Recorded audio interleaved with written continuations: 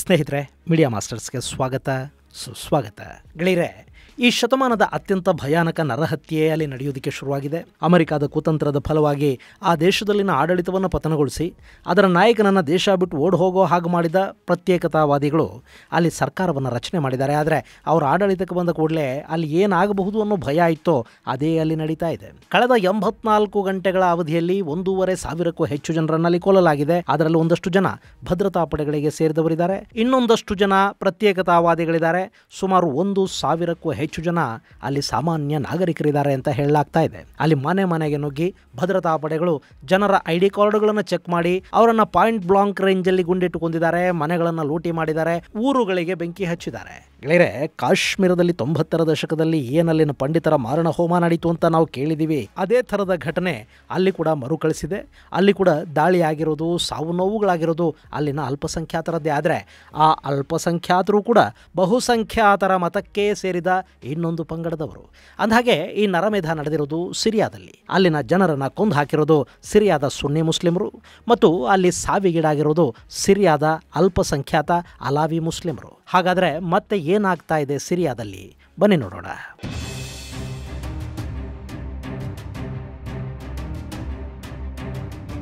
ಗೆಳೆಯರೆ, ಸಿರಿಯಾ ನೀವಿಲ್ಲಿ ಮ್ಯಾಪಲ್ಲಿ ನೋಡ್ತಾ ಇದ್ದೀರಲ್ಲ, ಇದು ಒಂದು ಕಡೆ ಮೆಡಿಟರೇನಿಯನ್ ಸಮುದ್ರ, ಮತ್ತೊಂದು ಕಡೆ ಇಸ್ರೇಲ್, ಇನ್ನೊಂದು ಕಡೆ ಜೋರ್ಡಾನ್, ಮಗದೊಂದು ಕಡೆ ಇರಾಕ್ ಹಾಗೂ ಟರ್ಕಿಗಳನ್ನು ಗಡಿಯನ್ನಾಗಿ ಹೊಂದಿರುವ ಸಿರಿಯಾ ಮೊನ್ನೆ ಅಷ್ಟೇ ಒಂದು ದೊಡ್ಡ ನಾಗರಿಕ ಸಂಘರ್ಷಕ್ಕೆ ಸಾಕ್ಷಿಯಾಗಿತ್ತು. ಅಲ್ಲಿ ದಶಕಗಳಿಂದ ಆಳ್ವಿಕೆ ಮಾಡಿಕೊಂಡು ಬರ್ತಾ ಇದ್ದ ಬಶರ್ ಅಲ್ ಅಸದ್ ಸರ್ಕಾರವನ್ನು ಸಿರಿಯಾದ ಬಂಡುಕೋರ ಪಡೆಗಳು ಕೆಡವಿದ್ವು ಮತ್ತು ಅಲ್ಲಿ ಹಯಾತ್ ತೆಹರೀರ್ ಅಲ್ ಶಾಮ್ HTS ಅನ್ನೋ ಪಡೆ ಸಿರಿಯಾದ ಮೇಲೆ ಅಧಿಕಾರವನ್ನು ಸ್ಥಾಪನೆ ಮಾಡಿತು. ಈ ದೇಶಕ್ಕೆ ತಾತ್ಕಾಲಿಕ ಅಧ್ಯಕ್ಷನಾಗಿ ಅಹ್ಮದ್ ಅಲ್ ಶರಾರ್ ಎಂಬಾತನನ್ನು ನೇಮಕ ಕೂಡ ಮಾಡಲಾಯಿತು. ಗೆಳೆಯರೆ, ಸಿರಿಯಾ ಇದೆಯಲ್ಲ, ಇಲ್ಲಿ ಬಹುಸಂಖ್ಯಾತರಾಗಿರೋದು ಸುನ್ನಿ ಮುಸ್ಲಿಮರು. ಇಲ್ಲಿನ ಒಟ್ಟು ಜನಸಂಖ್ಯೆ 2,52,112,272. ಅದರಲ್ಲಿ 74% ಸುನ್ನಿಗಳಿದ್ದಾರೆ, 13%ನಷ್ಟು ಅಲಾವಿಗಳಿದ್ದಾರೆ, ಕ್ರೈಸ್ತರು 10% ಇದ್ದಾರೆ, ಡ್ರೂಸ್ ಜನಾಂಗ 3%ನಷ್ಟಿದೆ. ಇಲ್ಲಿ ಸುನ್ನಿಗಳೇ ಬಹುಸಂಖ್ಯಾತರಾಗಿದ್ದರೂ ಕೂಡ ಸಿರಿಯಾದ ಆಡಳಿತ ಅಲಾವಿಗಳ ಕೈಯಲ್ಲಿತ್ತು. ಅಲಾವಿ ಅನ್ನೋದು ಶಿಯಾ ಪಂಥ ಇದೆಯಲ್ಲ, ಅದರ ಒಂದು ಭಾಗ.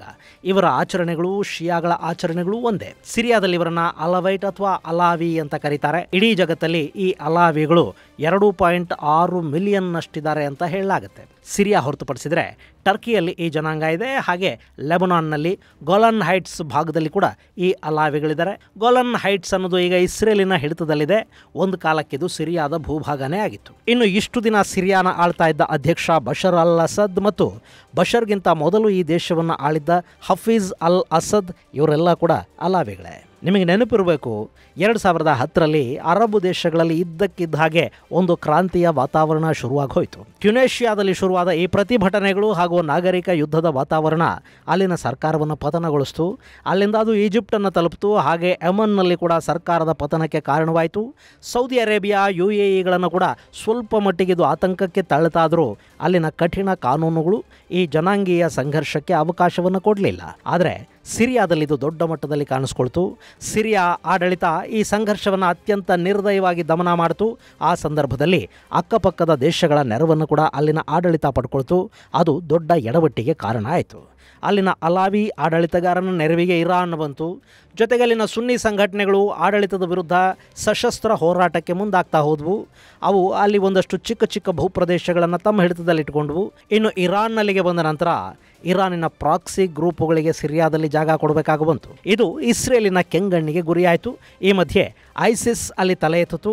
ಅದನ್ನು ಮಟ್ಟ ಹಾಕೋ ನೆಪದಲ್ಲಿ ಪಶ್ಚಿಮದ ದೇಶಗಳು ಸಿರಿಯಾದ ಮೇಲೆ ದಾಳಿ ಮಾಡಿದ್ವು. ಜೊತೆಗೆ ಪಕ್ಕದ ಅರಬ್ ದೇಶಗಳು ಹಾಗೂ ಅಮೆರಿಕ ಅಲ್ಲಿನ ಸುನ್ನಿ ಬಂಡುಕೋರ ಪಡೆಗಳಿದ್ವಲ್ಲ, ಅವುಗಳ ನೆರವಿಗೆ ನಿಂತ್ಕೊಂಡವು.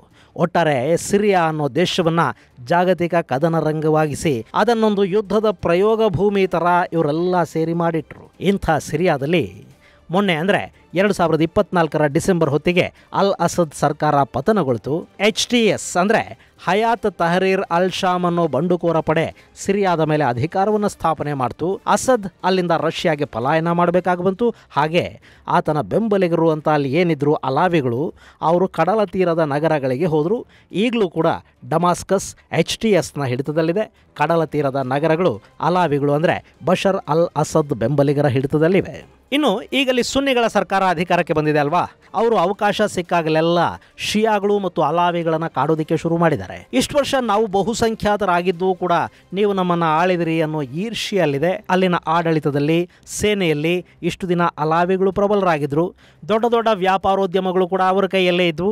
ಆ ಸಮುದಾಯದಲ್ಲಿ ಕೆಲ ಶ್ರೀಮಂತರೂ ಇದ್ದರು.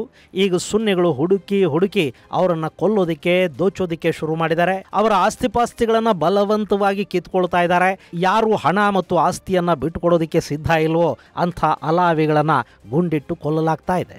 ಸೇಮ್ ಕಾಶ್ಮೀರದಲ್ಲಿ ಹೇಗೆ ಪಂಡಿತರ ಮನೆ ಮಠ ಆಸ್ತಿಗಳನ್ನು ಕಿತ್ಕೊಂಡು ಅವರನ್ನು ಓಡಿಸಿದ್ರೋ ಅದೇ ಥರ ಸಿರಿಯಾದಲ್ಲಿ ಅಲಾವಿಗಳನ್ನು ಹೊಡೆದು ಓಡಿಸಲಾಗ್ತಾ ಇದೆ.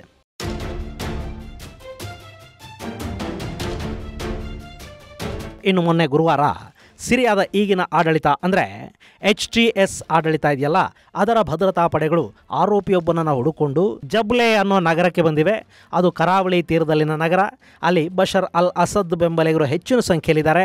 ಇನ್ನು ಭದ್ರತಾ ಪಡೆಗಳು ಹುಡುಕೊಂಡು ಬಂದದ್ದು ಅಲಾವಿ ಪಂಗಡಕ್ಕೆ ಸೇರಿದ ವ್ಯಕ್ತಿಯೊಬ್ಬನನ್ನು. ಹೀಗಾಗಿ ಅಲ್ಲಿನ ಅಲಾವಿಗಳು ಒಂದಾಗಿದ್ದಾರೆ. ಭದ್ರತಾ ಪಡೆಗಳ ಮೇಲೆ ದಾಳಿ ಮಾಡಿ 13 ಮಂದಿಯನ್ನು ಕೊಂದು ಹಾಕಿದ್ದಾರೆ. ಯಾವಾಗ ಈ ಘಟನೆ ನಡೀತೋ ತಕ್ಷಣ ಡಮಾಸ್ಕಸ್ನಿಂದ ಹೆಚ್ಚುವರಿ ಪಡೆಗಳಲ್ಲಿ ಬಂದವು. ಅಷ್ಟೇ ಅಲ್ಲ, ಅಲ್ಲಿನ ಸುನ್ನಿಗಳು ಕೂಡ ಆಯುಧಗಳನ್ನು ಕೈಗೆತ್ತಿಕೊಂಡು ಈ ಅಲಾವಿಗಳ ವಿರುದ್ಧ ಫೀಲ್ಡ್ಗೆ ಇಳಿದ್ರು. ಅಷ್ಟೇ, ಅಲ್ಲೊಂದು ನಾಗರಿಕ ಯುದ್ಧ ಶುರುವಾಗೋಯ್ತು.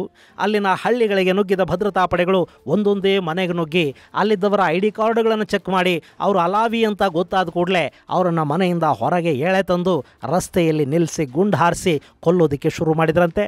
ಭದ್ರತಾ ಪಡೆಗಳ ಜೊತೆಗೆ ಸುನ್ನಿ ಮುಸ್ಲಿಂ ಪಡೆಗಳು ಕೂಡ ಕೈ ಜೋಡಿಸಿವೆ. ಇದರ ಪರಿಣಾಮ ಕಳೆದ 3 ದಿನಗಳಲ್ಲಿ 1,000 ಮಂದಿ ನಾಗರಿಕರು ಸಾವಿಗೀಡಾಗಿದ್ದಾರೆ. ಹಾಗೆ ಸುಮಾರು 140ಕ್ಕೂ ಹೆಚ್ಚು ಭದ್ರತಾ ಪಡೆಗಳು ಮತ್ತು 300ಕ್ಕೂ ಹೆಚ್ಚು ಬಶರ್ ಅಲ್ ಅಸದ್ ಬೆಂಬಲಿಗರು ಕೂಡ ಸಾವಿಗೀಡಾಗಿದ್ದಾರೆ ಅಂತ ಹೇಳಲಾಗ್ತಾ ಇದೆ. ಈ ಮಧ್ಯೆ ಆ ಭಾಗದಲ್ಲಿನ ಅಲಾವಿ ಹೆಣ್ಣು ಮಕ್ಕಳನ್ನ ವಿವಸ್ತ್ರಗೊಳಿಸಿ ಅವರನ್ನ ಮೆರವಣಿಗೆ ಮಾಡಲಾಗಿದೆ. ಅವರ ಮೇಲೆ ಅತ್ಯಾಚಾರಗಳು ನಡೆದಿವೆ ಅನ್ನೋ ಕೆಟ್ಟ ಸುದ್ದಿಗಳು ಕೂಡ ಬರ್ತಾ ಇವೆ. ಗೆಳೆಯರೆ, ನಾಗರಿಕ ಸಂಘರ್ಷಗಳು ಶುರುವಾದರೆ ಹೀಗೆಲ್ಲ ಆಗ್ತಲೇ ಇರುತ್ತೆ. ಮ್ಯಾಡ್ ಮಾಬ್ ಅನ್ನ ಕಂಟ್ರೋಲ್ ಮಾಡೋದು ತುಂಬಾ ಕಷ್ಟದ ಕೆಲಸ. ಜನಕ್ಕೆ ಅವರವರವೇ ಆದ ಸ್ವಾರ್ಥಗಳಿರುತ್ತವೆ. ಯಾರೋ ಯಾರದೋ ಆಸ್ತಿ ಮೇಲೆ ಕಣ್ಣು ಹಾಕಿರ್ತಾನೆ, ಇನ್ಯಾವನೋ ಯಾರದ್ದೋ ಹಣ ಆಭರಣಗಳ ಮೇಲೆ, ಹೆಣ್ಣು ಮಕ್ಕಳ ಮೇಲೆ ಕಣ್ಣು ಹಾಕೊಂಡು ಕೂತಿರ್ತಾನೆ. ಇಂಥ ಗಲಭೆಗಳು ಶುರುವಾದಾಗ ಯಾರು ಬಲಿಷ್ಠರಾಗಿರ್ತಾರೋ ಅವರು ಪರಿಸ್ಥಿತಿಯ ಲಾಭ ಮಾಡ್ಕೋತಾ ಹೋಗ್ತಾರೆ. ಇಲ್ಲಿ ಇವನು ನಮ್ಮ ಮನೆ ಪಕ್ಕದವನು, ಕಷ್ಟ ಸುಖಗಳಲ್ಲಿ ಕಾಪಾಡಿದ್ದ, ಸಹಾಯ ಮಾಡಿದ್ದ, ಇಂಥದ್ದು ಯಾವುದು ನೆನಪಿಗೆ ಬರುವುದಿಲ್ಲ. ಬಾಂಗ್ಲಾದೇಶದಲ್ಲಿ ಹಿಂದೂಗಳ ಮೇಲೆ ಮಾರಣ ಹೋಮ ಆಯ್ತಲ್ಲ, ಆಗ ಕೂಡ ಅವರನ್ನು ಅಲ್ಲಿಂದ ಓಡಿಸಿದರೆ ಅವರ ಮನೆ ಮಠಗಳು, ಜಮೀನುಗಳು ನಮಗೆ ಸಿಗುತ್ತವೆ ಅನ್ನೋ ಕೊಳಕು ಆಸೆ ಅಲ್ಲಿನ ಅಕ್ಕಪಕ್ಕದ ಜನರದ್ದಾಗಿತ್ತು. ಇನ್ನು ಕಾಶ್ಮೀರದಲ್ಲಿ ಪಂಡಿತರನ್ನು ಓಡಿಸಿದ್ದು ಉಗ್ರರು ಅಂತ ನಮಗೆ ಅನಿಸಿದ್ರು ಕೂಡ ಅದರ ಹಿಂದೆ ಸ್ಥಳೀಯ ಕಾಶ್ಮೀರಿ ಮುಸಲ್ಮಾನರ ಸ್ವಾರ್ಥ, ದುರಾಸೆಗಳೂ ಇದ್ವು. ಆ ನರಮೇಧವನ್ನು ತಡೆಯೋದಕ್ಕೆ, ಪಂಡಿತರನ್ನು ಕಾಪಾಡೋದಕ್ಕೆ ಅವತ್ತು ಯಾವ ಮುಸಲ್ಮಾನನೂ ಅಲ್ಲಿ ಬರಲಿಲ್ಲ. ಯಾಕೆಂದರೆ ಪಕ್ಕದಲ್ಲಿನ ಪಂಡಿತ ಓಡ್ ಹೋದರೆ ಅವನ ಆಸ್ತಿ, ಮನೆ ಇದೆಲ್ಲ ನಂದೇ ಅಲ್ವಾ ಅಂತ ಅವರು ಮಂಡಿಗೆ ಮುರಿತಾ ಇದ್ರು. ಈಗ ಸಿರಿಯಾದಲ್ಲಿ ಕೂಡ ಅದೇ ಆಗ್ತಾ ಇದೆ. ಅಲ್ಲಿ ಅಲಾವಿಗಳ ವಿರುದ್ಧ ಸುನ್ನಿಗಳು ಬಿದ್ದಿದ್ದಾರೆ. ಅದರ ಜೊತೆಗೆ ಕ್ರೈಸ್ತರು ಮತ್ತು ಡ್ರೂಸರ ಮೇಲೆ ಕೂಡ ದಾಳಿಗಳಾಗ್ತಾ ಇವೆ.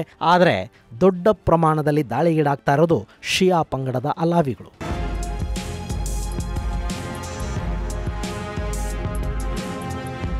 ಗೆಳೆಯರೆ, ಸಿರಿಯಾದಲ್ಲಿ ಅಮೆರಿಕ ಹಸ್ತಕ್ಷೇಪ ಮಾಡಿ ಅಲ್ಲಿನ ಸರ್ಕಾರವನ್ನು ಪದಚ್ಯುತಗೊಳಿಸಿದ ಸಂದರ್ಭದಲ್ಲಿ ಅಲ್ಲಿ ಮುಂದೆ ಹೀಗೆ ಆಗತ್ತೆ ಅಂತ ರಿಪಬ್ಲಿಕ್ ಪಕ್ಷದ ನಾಯಕಿ ತುಳಸಿ ಗಬಾರ್ಡ್ ಹೇಳಿದರು. ಅಲ್ಲಿ ಅಸದ್ ಅಲ್ಲಿಂದ ಓಡ್ ಹೋದ ಕೂಡಲೇ, ಸುನ್ನಿ ಬಂಡುಕೋರ ಪಡೆಗಳಿಗೆ ಅಧಿಕಾರ ಸಿಕ್ಕ ಕೂಡಲೇ ಅಲ್ಲಿನ ಕ್ರೈಸ್ತರ ಮೇಲೆ, ಅಲ್ಪಸಂಖ್ಯಾತರ ಮೇಲೆ ಅವರು ದಾಳಿ ಮಾಡ್ತಾರೆ ಅನ್ನೋ ಮಾತುಗಳನ್ನು ತುಳಸಿ ಹೇಳಿದರು. ಈಗ ಅದು ನಡೀತಾ ಇದೆ.